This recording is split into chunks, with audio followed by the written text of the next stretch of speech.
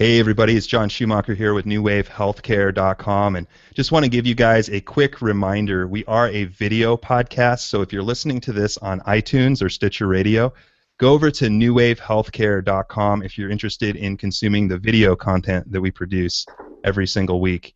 If you're interested in health technology, marketing, anything that's health entrepreneur, you'll want to go there, check out those interviews. We have all the links mentioned during the interviews and all the contact information from all of our guests there. So check that out, newwavehealthcare.com. Also subscribe to our email newsletter. We put out a weekly curated list of interesting and awesome content that's happening right now in the healthcare industry every single week. So if you're interested in getting that right to your inbox, check it out, subscribe there. All right, well, let's get started with this interview. Today, my guest is Jason Ray, who is the VP and co-founder of SimplyHome. It's a company that provides sensor-based technology to allow seniors to live at home more safely and allows their loved ones to keep better track of them. We're going to be talking a bit about his company today, about the senior care industry, the story behind it, and anything else that ends up coming up with it during our discussion today. So, Jason, thanks so much for coming on and talking to us today. Let's just have you start off, share a little bit about your personal background, and then we'll jump into your business. Sure. Thanks for having me, John. As you said earlier, Vice President of Business Development here at SimplyHome and one of the owners of the company. And, you know, as we were talking about previously, SimplyHome has, been a company that's taken a number of years, almost a decade, to come to fruition. And we started as a long-term care provider, so we have lots of experience in the healthcare market from all different angles, from the service side, and then over the years from the technology side. So we've been working mainly over the last decade to really try and find new ways that we could serve people in the 21st century using technology along with healthcare to provide better outcomes at a more affordable cost. Right, right. So hit us with your elevator pitch then for SimplyHome. Like, if you had to explain it to somebody in one or two statements, what would that be? Sure. So at SimplyHome, we try and provide enabling technology to allow people to be independent, meaning we try and find ways that we can supplement issues that people might have, such as falls, medication compliance, egress and wandering, those types of things, with technology to alert people who may not be there that things have happened or not happened in a home. Right, right. Yeah, I think you're getting a little scratching on your earbuds or something there. I'm getting a little kickback, but not too bad. So all right, we'll go with that. So you talked about it a little bit. I mean, there's obviously a major issue there that, more seniors are getting older, more people are wanting to live at home versus go to a skilled nursing facility or an assisted living home. Can you talk about some of the key problems that SimplyHome addresses and share that with our audience? Sure. Obviously, as you stated, there's a huge market coming with all the baby boomers, and then just looking at all the people who have, various forms of disabilities. So with our technology, we try and provide solutions that would typically require somebody to go to a higher level of care, like you said, to a nursing home or assisted living. So things like not being compliant with their medication, not cooking safely, having falls, trying to provide ways that we can alert people remotely without having to have somebody there. So historically, if you had a need like that, you either had to have a 24/7 caregiver with you, or you had to go to that higher level of care. So we implement various forms of technology to monitor when those things happen or they don't happen, so that family members, caregivers, whoever's helping support that individual can be alerted of those actions and take the appropriate steps to help support them. Right, yeah, and I'm still, I'm a physical therapist. I work out in the community a lot, and I still see people needing that 24-hour care at home. So is your service supplementing that, or is it an adjunct to that? How are you seeing the relationship there between, not having to have a caregiver anymore versus just using your service? Right. It's really trying to help supplement that. So with our experience in healthcare, we know that technology is not going to completely replace the human component. There's always going to be various times when you need that one-on-one interaction with a person. But there's all different times throughout the day when people that we serve can be independent. You may not need somebody there while your loved one is sleeping, for example. You are probably just paying somebody there to be there in case they get up and have a fall. So can we put technology in place to help alert you of those events if they do take place, instead of having to have somebody there during those times? So it's a lot of more of the just-in-case times, so identifying those times when someone can be a dependent, they just need a little bit of support, and then putting the appropriate technology in to, again, supplement the services that they might already have. So instead of having that 24/7, maybe they only have 6, 8, 12 hours of care, which becomes much more affordable. Sure. Yeah.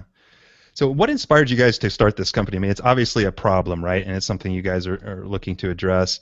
But I mean, were you personally touched by this? Did you have a family member or an elder loved one that had a problem? What inspired you to do this? It really came out of our background as a long-term care provider. We saw the need. We owned assisted livings and nursing homes across the country, and we saw the need to provide services in a different way.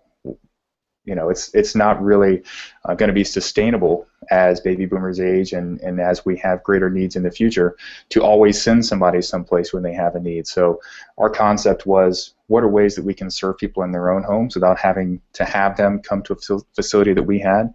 What are ways that we can send our trained people out into the field to serve them where they want to be? And we knew that that wasn't a sustainable business model if it meant that we had to provide that caregiving on a 24/7 basis. So our concept was, let's see if we can find different forms of technology to help, like we were just talking about, supplement those supports so that we could provide more efficient care, make it more effective, and provide good costs for the people that we were serving. Right, right. And then describe kind of how it's set up. So, I mean, you guys use sensors, is my understanding. And can you describe how someone would set up the system for their needs at home and what solutions those systems actually offer? Absolutely.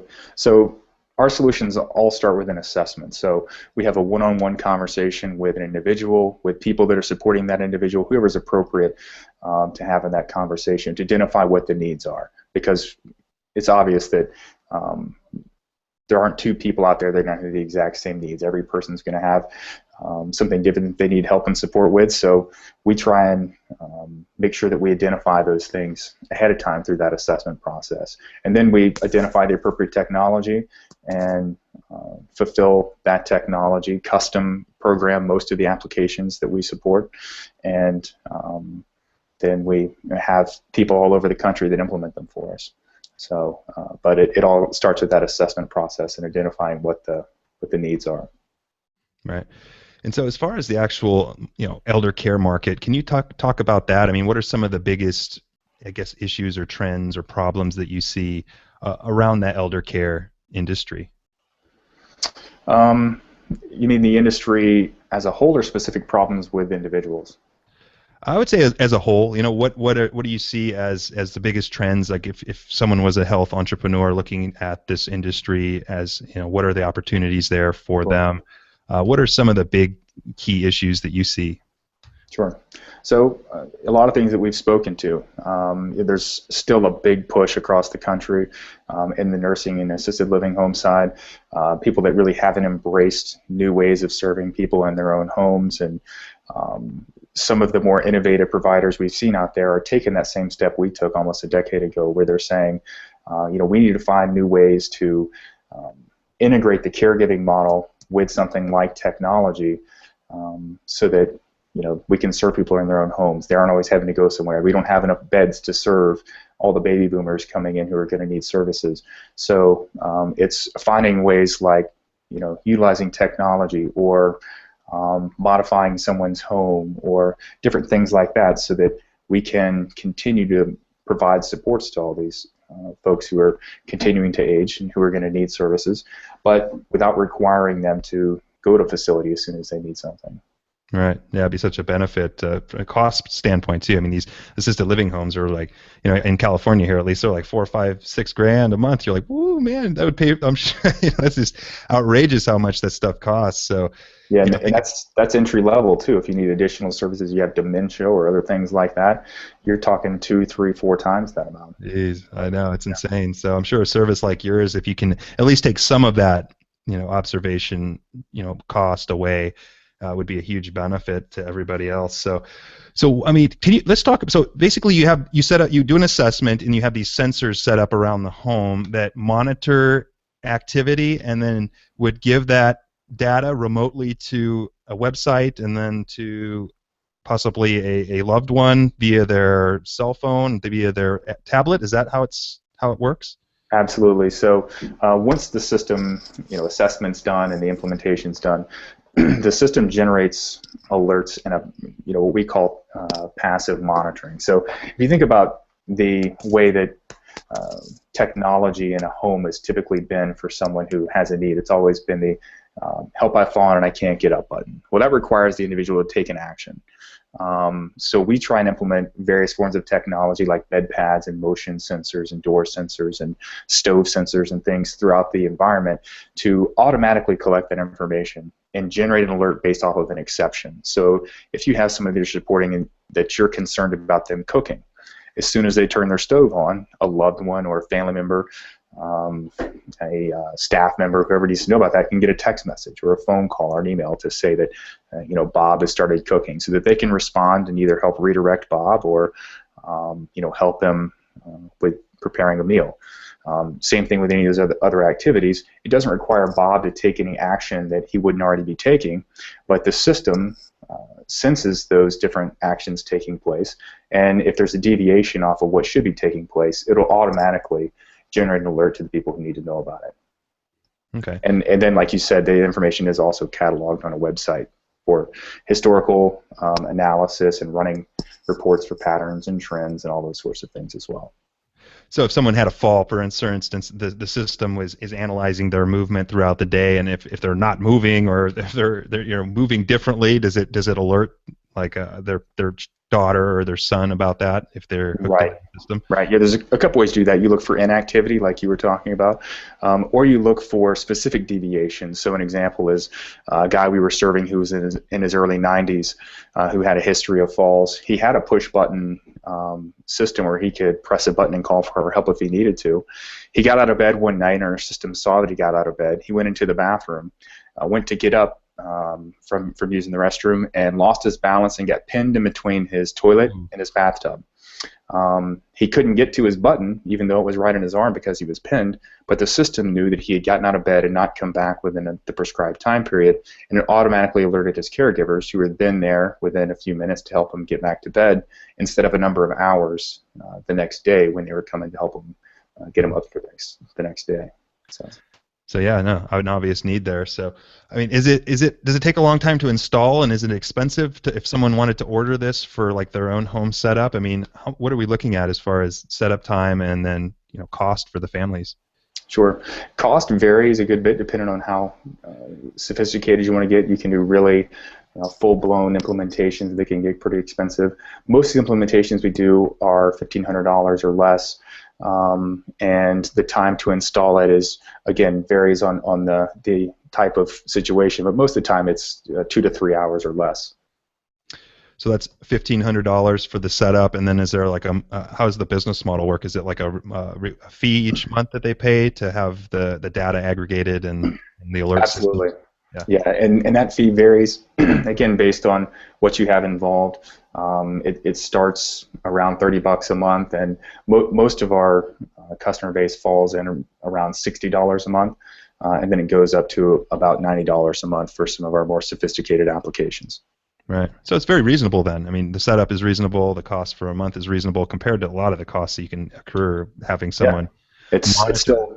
You can still get a system and entire years of service for less than 1 month in a nursing home. So. Yeah, that's a good selling point there. So, that's right. So who's your ideal client then? I mean, I know in with the elder folks, there's a variety of different cognitive levels and Sure. physical levels. I mean, there might be some people that having something like this just wouldn't be enough, obviously, but there's some that this could be perfect for, that where they were getting someone to watch them like a caregiver. If that makes sense, who's your ideal client? Like the demographic, and I'm talking of the elder person here. Sure. Are they people with mild dementia? Are they people with who is that?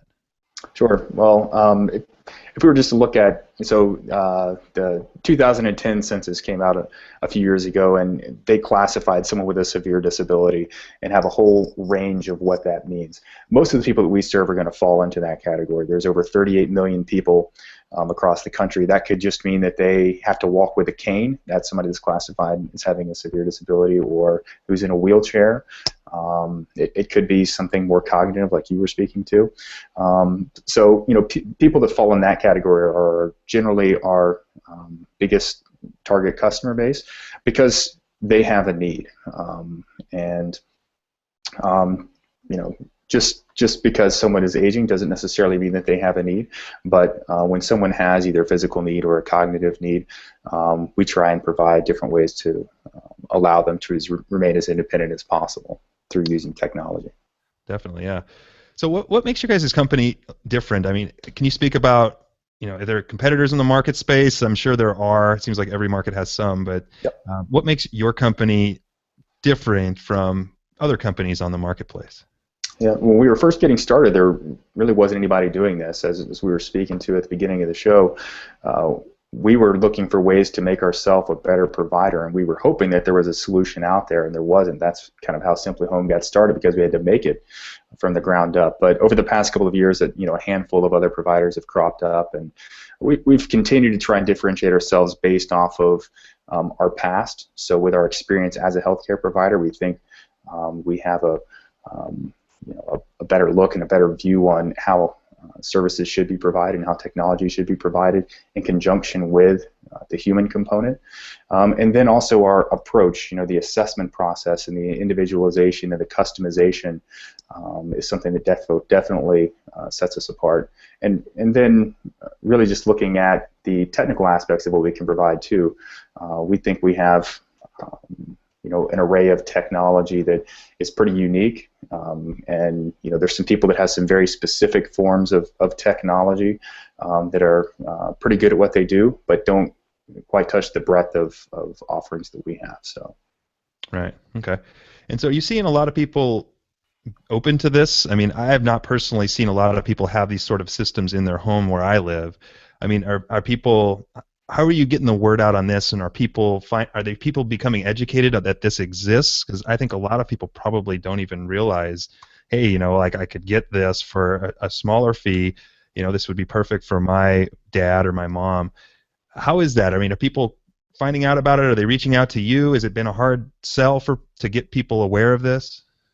Yeah, I mean, quite honestly, the first couple years when we were getting into this, that was our biggest challenge. A sale for us was a huge, really just educational time where we were trying to get people to understand the concept. And so a lot of the first couple years of our business was doing that education in different places where we were to try and get the word out.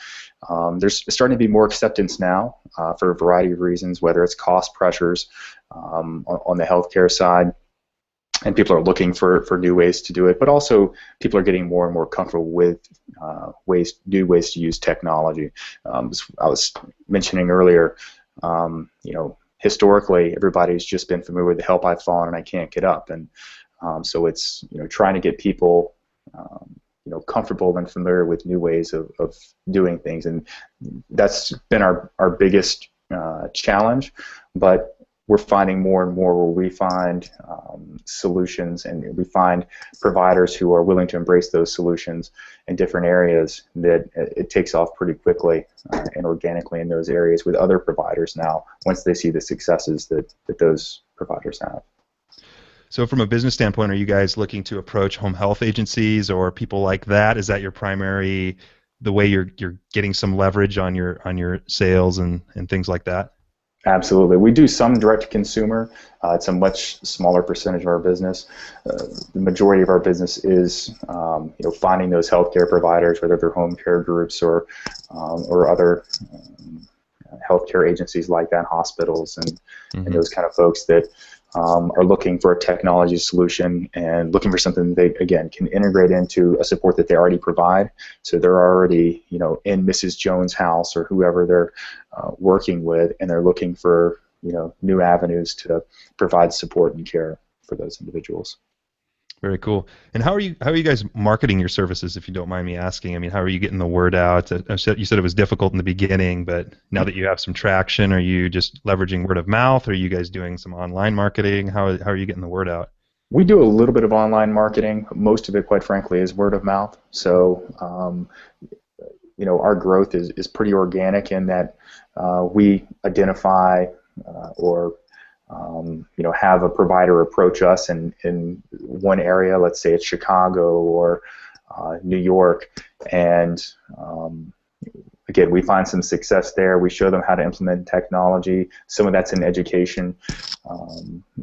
With that provider, where we're trying to show them how they can implement it into their services, and then once we have that success, then it kind of spreads in that geographic area, and we find success with other providers who are generally close by, and it just kind of snowballs in that way, and then we go to another area and try to replicate the same thing. Right, right. Good old word of mouth. Nothing still beats that right now. That's right. Right. So what's your vision for the future for your company now that you guys have been on the market for a while, you guys are scaling up? Where do you see SimplyHome going in the next 3 to 5 years? Really trying to overcome a lot of that education that we have to do with people in different areas. There's a couple of new competitors in the market, which I see as a good thing. It shows that there really is some validity to what we're doing, and I think really the next 3 to 5 years we'll see a lot greater adoption from other providers and people getting more comfortable with the use of technology and how they can embrace it. So, really trying to expand that geographic reach is really our focus for the next few years. Mm-hmm. And is that your growth strategy as well? I mean, just to come out and just like you said. Absolutely, yeah. Trying to replicate that model that we were talking about a second ago with identifying new areas where we can find success and trying to grow in those areas, and then taking that model to a different area and doing it over again. Right, right. And what are you guys using to measure your progress? Are you just simply looking at how many people are signing up for your service, or is there, obviously revenue is a sign of growth, but right. What metrics are you guys using there? Both of those are key metrics for sure. If we're making more money than last year and have more people, then we're doing a pretty good job. But again, a lot of that is we focus a lot on partnerships and finding new providers, and so beyond the individual clients, it's also looking at new partnerships and new opportunities that we formed. Most definitely, yeah. All right, Jason. Well, this is the last question of the interview, and it's a little bit of a doozy, so I'll give you a second here. If you woke up tomorrow and the Affordable Care Act offered new legislation for your company, how would you want it to read? Well, I'd like to see, and I can cheat a little bit because we've had a lot of experience working with state governments and them reworking their legislation over the past few years on the Medicaid side to embrace technology in new and different ways.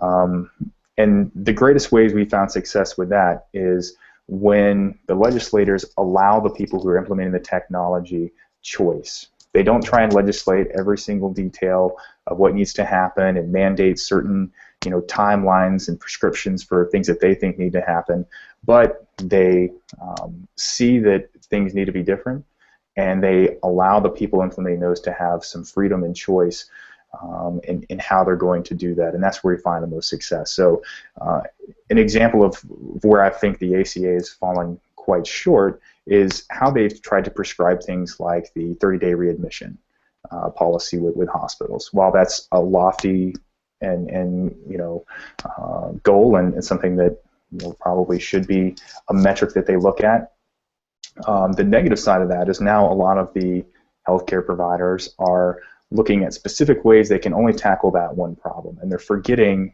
some of the more long-term things that need to be really tackled.